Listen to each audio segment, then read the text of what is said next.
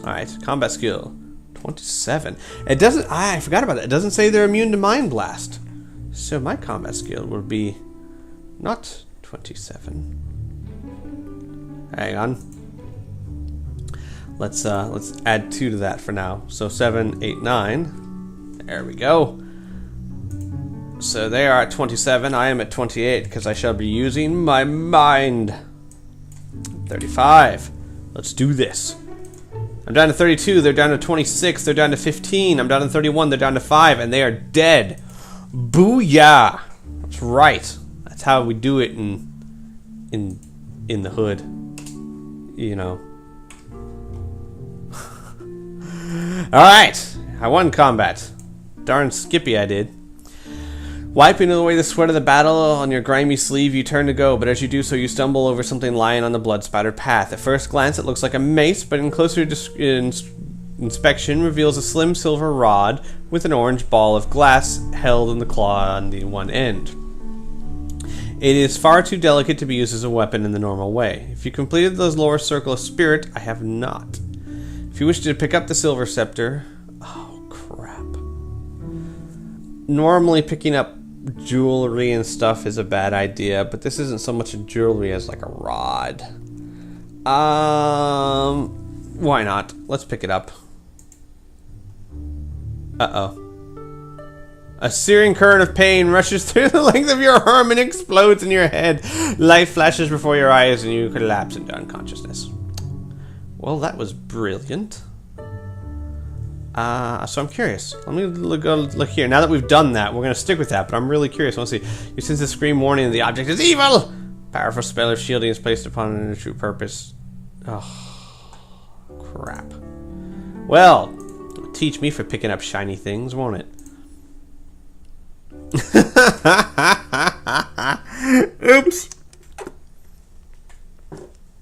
You awake to such an astounding sight that you feel sure you must be dreaming. Before you lies a titanic circular hall of glittering marble rising tier upon tier like a gigantic amphitheater. A vast pit fills the center from which arises the pinnacle of black iron, which is locked by sheets of flame that roar up from the depths below. Scores of seated creatures crowd the tiers, every one of them staring at you, their eyes like pinpoints of fire, gleaming coldly from the shadows of their hooded robes. You hear the rustle of their mocking laughter, and your skin prickles with eerie premonition. The great gong booms in the distance, and the doleful chant arises from the crowded tiers. An urge to run from this evil place grips you like a fever, but your wrists are manacled securely to a bronze ring fixed in the wall above your head. And then there's a picture of a bunch of people in robes staring at me. See, Lone Wolf, this is why we do not pick up the shinies. God. Let the trial commence, commands a mighty voice, filling the hall with the clamorous echoes, as one of the robed spectators rise from their seats as a shaft of light pours down upon the pinnacle, illuminating the outline of a man, white-haired and gaunt, seated on a massive throne of solid, gleaming gold. Suspended in the air above his head are two crystals, one as clear as polished diamond, the other as black as the grave. A crackling arc of energy travels between the two, and its flickering blue light sheds a ghastly shadow on the face of the seated lord. "Intruder," he says, his voice soft yet chilling, "you have come to Khazan-Ud with murder in your heart. Have not the cowards of Ilzian promised you a reward for my destruction?" A drone of dissent surges from the crowded tiers, drowning any answer that you offer in your defense. The Lord rises slowly from the throne and turns to his baying minions, his hands outstretched as if to receive the adulation. As their ghastly drones grow louder, your eyes are drawn to the clear crystal that hovers above his throne. A golden light now glows at its core. In a flash of understanding, you recognize the object as your quest here, the Lorestone of Herdos. "Your verdict, my children?" cries the wild-eyed man, his eyes now harsh and angry. "Guilty, Lord Zahada!" The crowd howls in reply. "The sentence?" retorts the master. "The maze!" they scream. "The maze!" If you possess the summer sword. I do possess the summer sword. It will get me out of this mess, I'm sure. A rickety, hunchbacked creature swathed in a hooded robe approaches the platform on which you stand, manacled to the wall. With an efficiency born of practice, he quickly strips you of all your weapons and hands them to the ugly-faced dwarf hovering at his side. The dwarf looks at the summer sword with an appraising eye, then rises it above his head to show it to his master. Before he can speak, there is a sudden roar as a bolt of golden energy engulfs the hilt. Screaming with pain, the dwarf drops the sword and cradles his smoking hand, his fingers now missing half their length. Ha ha! Yeah, that's funny. You are unable to hide a smile and are quickly punished for your insolence. The robed creature strikes you across the face, gashing your cheek with its rough, warty fist. Lose 1 endurance point. Oh. Alright, I gained 2, so now I've only gained 1. Take him to the maze, commands the white-haired Lord Zahada. Leave the sword for me. The sword rises into the air and floats towards the golden throne on a cushion of blue mist. Footnote. It states that in order to release the power of the summer sword, only a Kai Lord should wield it. Should it be used in combat by anyone who is not a Kai Lord, the power will fade and last forever. The dwarf in Castle Death did not use the summer sword in combat, therefore its power is not diminished by the result. Oh, okay. As you are dragged from the hall in chains, you are taunted by Zahada's cruel laugh and the fear that your quest is now doomed to failure. Erase all weapons and weapon-like special items from your action chart and make note of them on a separate piece of paper in case you should rediscover them at a later stage in your adventure. I will not do that because I am lazy. I will simply mark any ones I get back as, hey, I have those back, and by the end of the book, if I don't have it back, I don't have it. Because you can lose things in this book. Just saying. Alright. An escort of armored guards forces you along the steel passageway lined by a crowd of jeering minions. They punch and spit at you as you pass between them. Their foul curses ring in your ears. The guards halt before the huge door of iron and unlock the manacles that encase your bruised and bloodied wrists. The points of their spears never wander far from your throat, discouraging any attempt at escape. The door rumbles open and the cheer goes up as you are pushed headfirst into the foul-smelling pit. Welcome to the maze, sneers the chilling voice of Lord Zahada from somewhere high above your head. You struggle to your feet and peer at the ceiling swirling mist. A faint glow is gradually taking shape, condensing and forming into the likeness of a human skull. Baleful green eyes stare down at you from bony sockets, and a powdered wig, like that of a high court judge, sits squarely on its fleshless head. And we got a picture of a skull with a powdered wig. Fun. You came here to kill, but your plans have been foiled, and now you must face the consequences, echoes the voice of the skull. You have been sentenced to the maze of Zahada. If you escape, your life may be spared. If you fail, then you will surely die. A fitting end for one who came here in search of death. The skull retreats into the mist, and a deathly silence fills the pit. A semicircular shadow forms on the wall ahead. It grows larger and darker until it resembles the mouth of a cave or a tunnel.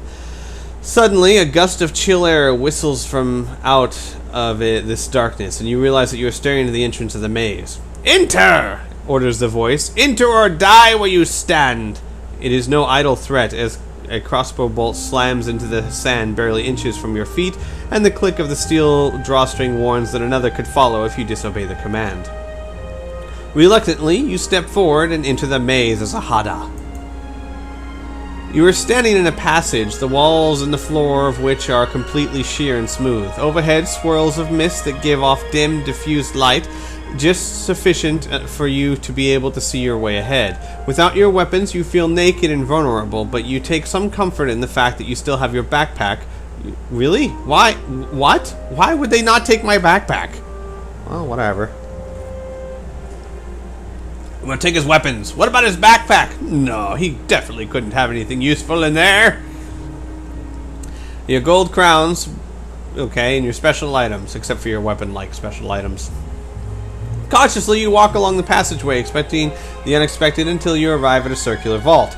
There, upon the a block of marble in the center of the floor, lies a steel sword. As you step into the vault, slabs of stone sink into the floor to reveal two exits. To your left, one to your left and the other to your right. If you have the Magnakai discipline of divination or Psi Screen, I do have divination. Look at that. Man, what a pick, guys. What a pick. The sword itself appears plain and unremarkable, but the block on which it rests gives off a strong aura of magic. Your Kai mastery makes you weary of stepping closer. I don't have Nexus. If you have a rope in which to try and lasso the sword. Yeah, let's do that. You have no difficulty looping your rope around the hilt of the sword and drawing it towards you. It is a very plain, heavy-bladed weapon of poor quality and unworthy of your scabbard. But it is, in this strange and hostile mage, this rough steel blade helps to restore your hope of survival. Yay! I got a sword now. If you wish to leave the vault by the left tunnel or the right tunnel. Left tunnel or the right tunnel. I'm going to take the right tunnel. Because we know right is good and wrong is bad. So, yeah. What brilliant reasoning I have there. You walk along the passage for several minutes until it turns sharply to the left. Cautiously, you peer around the corner, your basic Kai instincts alerting you to the potential threat. To a potential threat. Peering down, you see a beam of light shining from one of the corridors to from one corridor to the other. The passage ahead looks no different to those in the rest of the maze, but you feel sure that it contains a deadly trap. If you wish to step over the beam of light and continue along the passage, if you wish to step through the beam of light. Oh, crap. I'm sure that this is going to be a reverse trap, but realistically... No, you know what? Realistically, if it was supposed to be a trap, they wouldn't make it so bloody obvious. So, I'm going to step through it. I'm too smart for you guys. Too smart for you. You cover 50 yards before the passageway opens up into a large circular chamber. I knew it. There on the plinth and the plinth at the center of the chamber rests a severed human hand. Yeah. The skin is mottled and swollen, the fingers black and decayed. Beyond the plinth, the passage continues straight ahead, flanked by two pillars of speckled green stone. If you wish to examine the hand... No, I do not wish to examine the hand. That's disgusting. I'm going to skirt around it and keep on going. As you draw level with the plinth, the fingers on the hand begin to move. They rise and fall, drumming a slow and clumsy rhythm on the granite surface. The dull thudding causes your head to ache, and the pain increases with every step, with every tap of the swollen black fingers. If you have the Magnakai discipline of Psi Screen, I do not possess this skill. By the way, I've recovered, like, I think 3 hit points? I think 4, actually. 35. The pain quickly becomes unbearable. Lose 5 under... Oh, well. Fraggle Rock. There we go. And you reel back in agony. The drumming increases in speed. Unless you act quickly, it will destroy your mind if you wish to attack the hand. If you have a fire seed and wish to throw it at the plinth. Yeah! Let's do that. Let's throw a fire seed. Fire is fun. Snatching the seed from your tunic pocket, you hurl it at the plinth as hard as possible. There's a loud crack as the shell shatters, and a splash of bright flame engulfs the plinth. Soon, the hand catches fire. It wriggles and squirms as the flames feed the loathsome flesh, and on its loathsome flesh, and it soon obscured by a pall of acrid black smoke. If you wish to stand back and wait for the flames to die down, if you wish to pass around the fire and into the passage beyond. Oh, crud. First of all, let's, I only have 2 now. You know, I kind of want to stay. Most of the time, like, when I beat something, I get some sort of reward. This is probably a big mistake, but let's stay. As the flames die down, the smoke clears, you see the blackened hand lying in the base of the plinth. To your horror and amazement, it begins to move, flexing its charred fingers jerkily. Open-mouthed, you stare in disbelief as it suddenly springs into the air and hovers above your head, its writhing fingers stretched as it plummets towards your skull. I should have gone out of there. Pick a number on the random number table. If you have the Magnakai display of 100 mastery, add 3 to the number you picked. And... Oh, hang on. 7. It was 7. So let's... Okay, good. Yay! The hand is fast, but you are faster. Diving and rolling, you avoid its initial attack and crouch ready to receive its next attempt. It rises once more, and as you stare at its ghastly form, you suddenly realize its horrific purpose. It is a predator. An evil sentient being that can only survive by consuming on the exclusive form of nourishment. Live human brain!